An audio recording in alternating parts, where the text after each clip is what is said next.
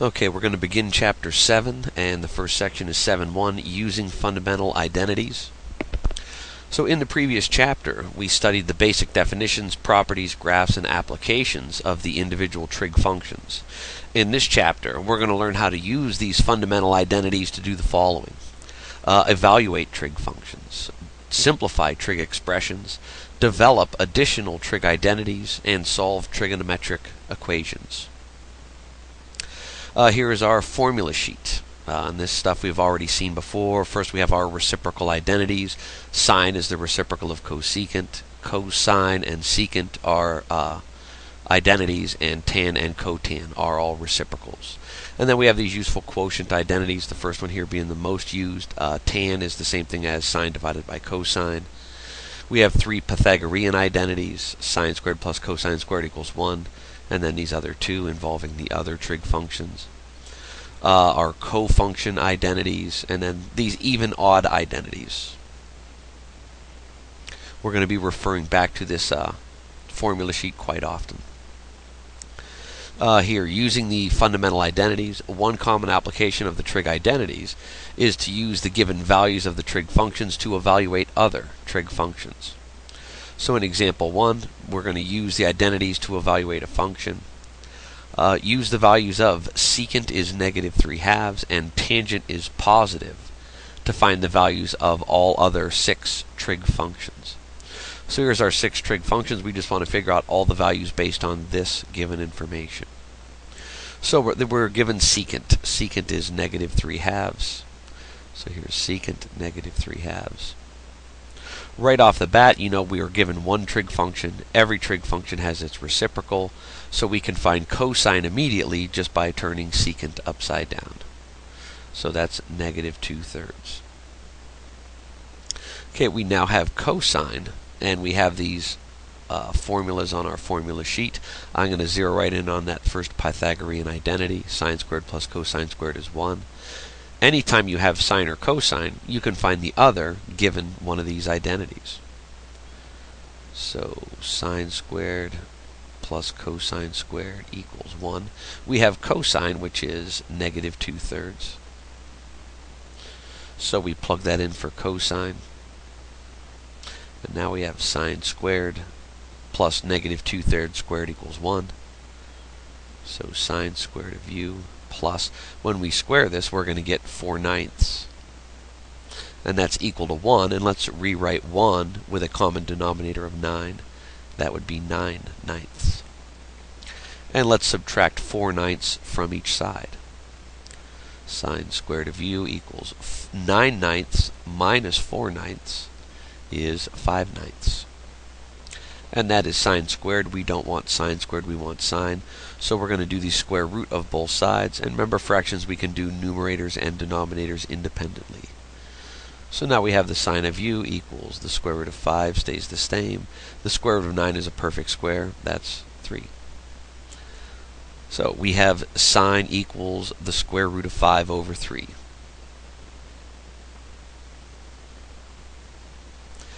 Now we know that's the value, but we always got to think about the signs. Remember, the signs vary for the trig functions by the quadrant. Let's figure out what quadrant we're in. Tangent's positive. Well, there's only 2 places where tangent's positive. In the first quadrant, where sine and cosine are both positive, tangent is sine divided by cosine, so that would also be positive. And here in quadrant 3, sine and cosine are both negative, and that makes tangent positive when we divide it. We were given secant is a negative value, and that meant its reciprocal. Cosine was also negative, and that's telling me that we are definitely in quadrant 3.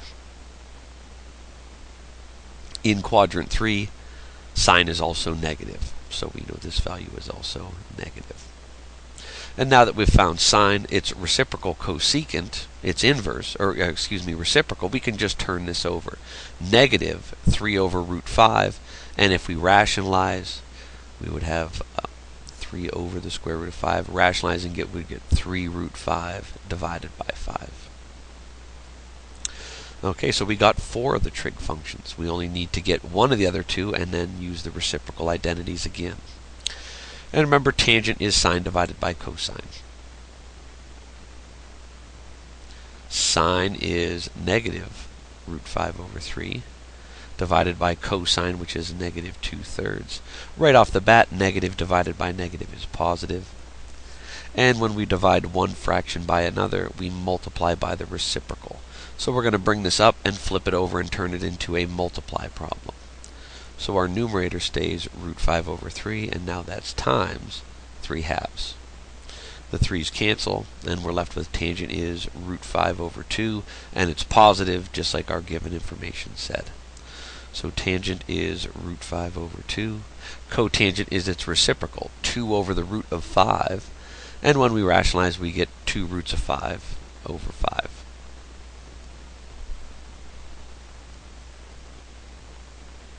In example 2, it says simplify the trig expression. Simplify sine of x times cosine squared of x minus sine x. And we got to start thinking about, the properties we had in algebra. Here we have some terms. Is there something common in each term that we could factor out? Sort of like when we had x to the third minus x. What could we factor out of that? Well, the common factor was an x. We would pull that out front. X times x squared minus 1. So here I see we have a sine in each term. Let's factor a sine of x out front. What's left inside? Well, we factored this sine out, and we're left with a cosine squared. When we factor this sine out, remember, it's not like we're factoring that out and nothing is left there. There is a 1 in front of that. That's negative 1 sine x. When we factor the sine x out, there is a 1 holding the place.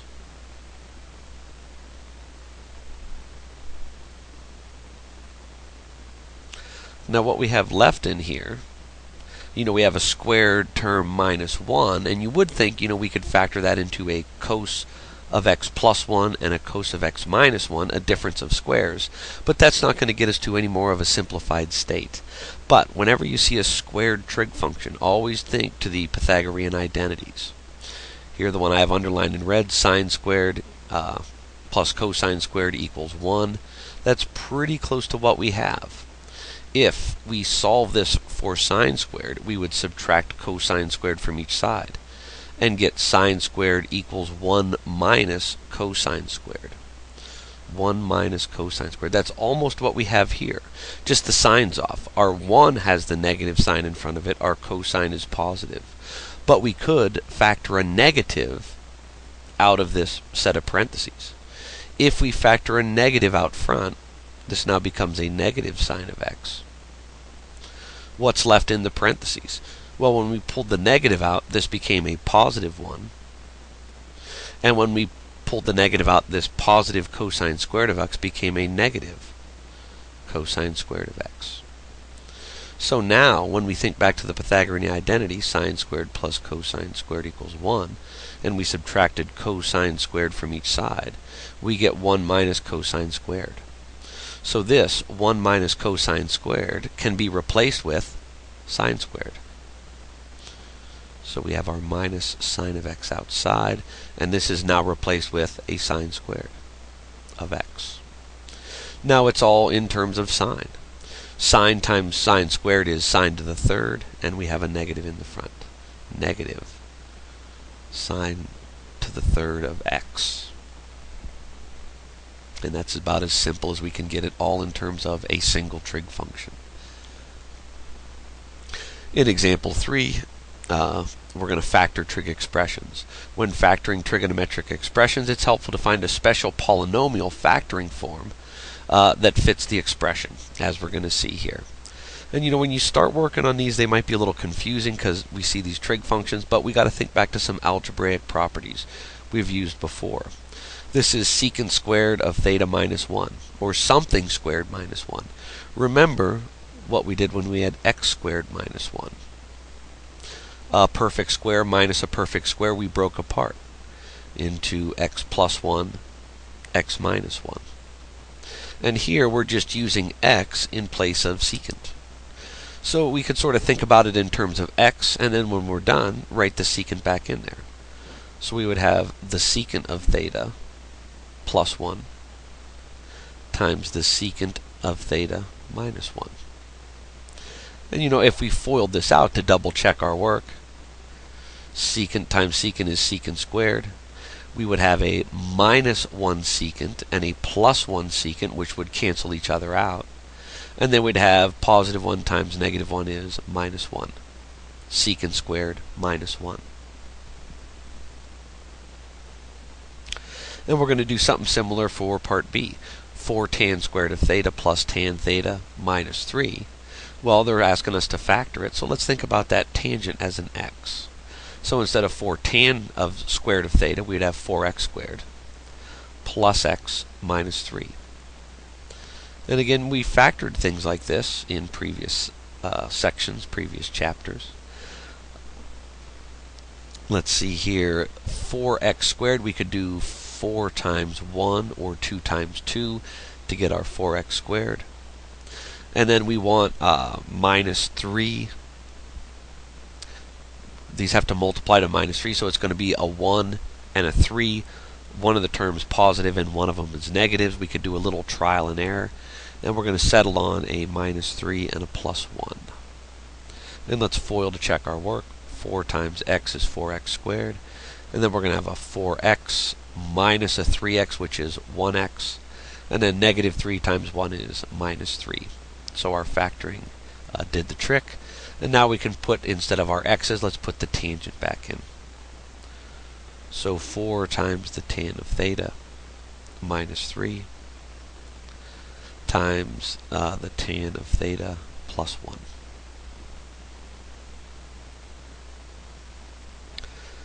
That's it for this video. 3 problems for practice.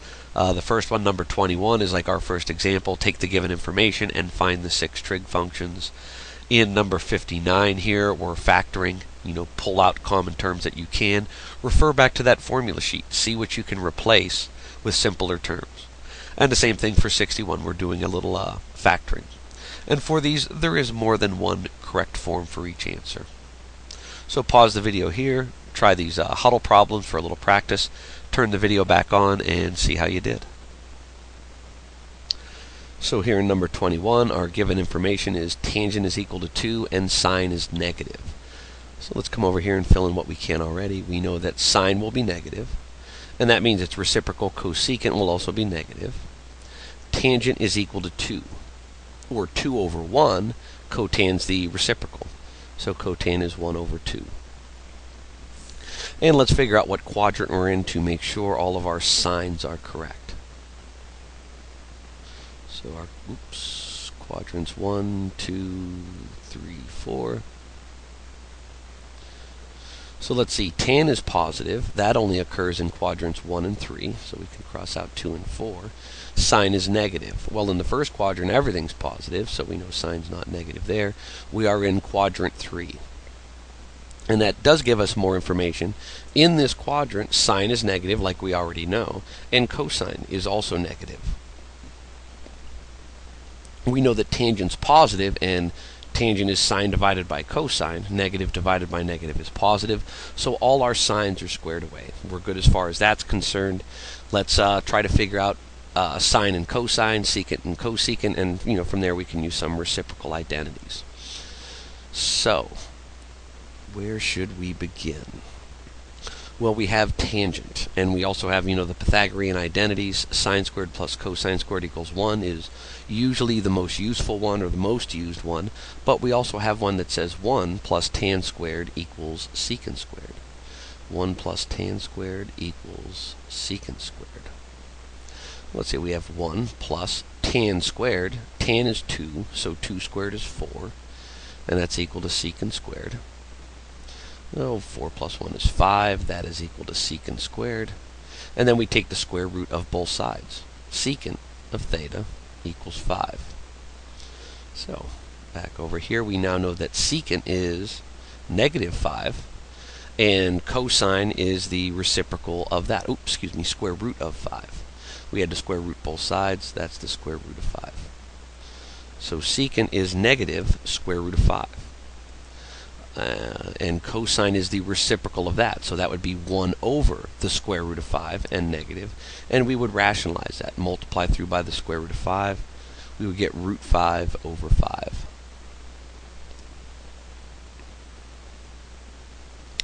Let's see, now there's multiple ways to get the remaining ones. We could do sine squared plus cosine squared equals 1, because now that we have cosine, we could find sine.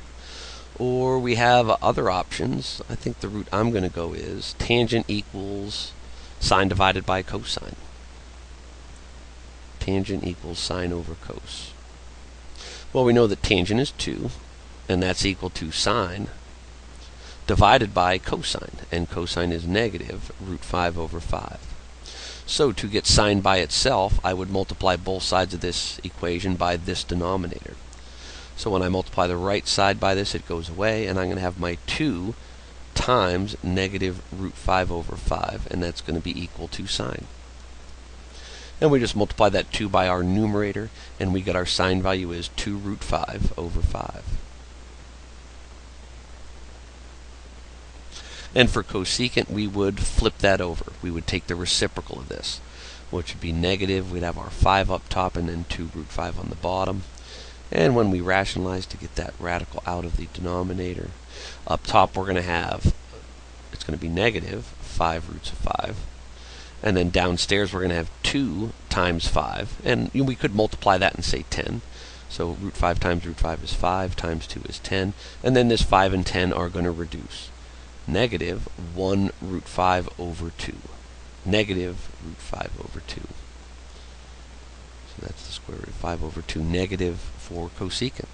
And there are these 6 trig functions based on that given little bit of information.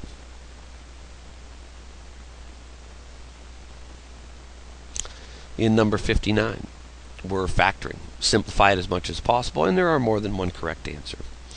So here the first thing that jumps out of me is common terms. Tan squared, in here with a minus between them. So let's factor out a tan squared. What's left inside? Tan squared come out, we're left with a 1 to hold its place. Minus, here we had tan squared times sine squared, so we're just left with the sine squared of x. 1 minus sine squared. Remember, sine squared plus cosine squared equals 1. If we subtract sine squared from each side, we get cos squared equals 1 minus sine squared. And that's what we have right here, 1 minus sine squared. Let's replace that with cosine squared. Tan squared of x times cosine squared of x. That's a heck of a lot simpler than what we started with. It's just 2 terms, both squared. You know, no plus or minuses in between them. And actually, we could go a little bit farther. A good rule of thumb, general rule of thumb, is if you can, turn everything into terms of sine and cosine. This is already in terms of sine or cosine, but tangent. Tangent's real convenient because that is equal to sine over cosine. And tan squared is sine squared over cosine squared. And now we have that times this cosine squared of x over 1. And we simplify even farther. The cosine squareds will cancel. Now we're just left with sine squared over 1, or just sine squared of x. Much simpler than what we started with.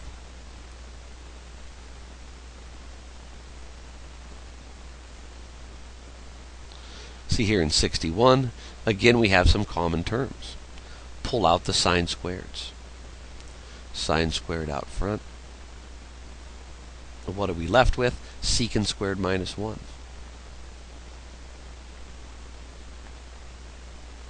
If we look at the Pythagorean identities, secant squared of x minus 1 is the same as tan squared. Sine squared of x times tan squared of x. Now we could think this is a good place to stop. Like last time, we have just 2 terms multiplied with a squared.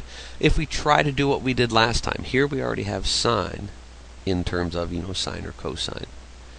Tangent, if we rewrite that, remember tangent is sine squared of x over cosine squared of x.